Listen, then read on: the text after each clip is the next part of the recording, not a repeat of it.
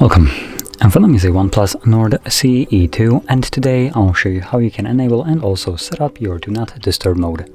So to get started, let's pull down our notification panel, expand it, and look for the toggle, which for me looks to be on the second page right over here.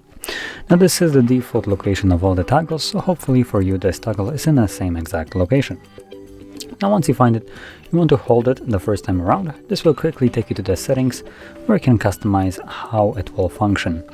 So we have obviously the switch for on and off. We have the schedule, so it will turn on and off Do Not Disturb mode automatically. If you want to utilize that, then all you need to do is make sure that this right here would be enabled, the switch right here in the schedule mode, and you don't need to do anything extra in terms of like turning it on or off.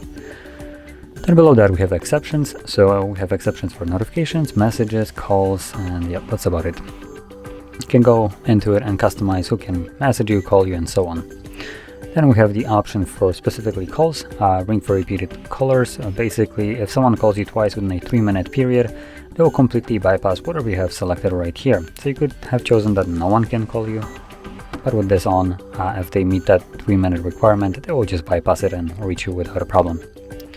And then we have silent media when Do Not Disturb mode is on. And that's basically all the settings we have here.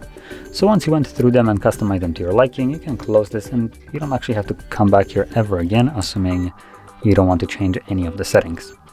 And whenever you want to turn on your Do Not Disturb mode, find the toggle, tap on it, and there you go, it's now enabled. And like I mentioned before, if you're planning to use the scheduled mode, then just make sure that the schedule itself is enabled and it will do everything for you. Now for the manual use, once you're done with it, you can tap on it again to turn it off. So that being said, if you found this very helpful, don't forget to hit like, subscribe, and thanks for watching.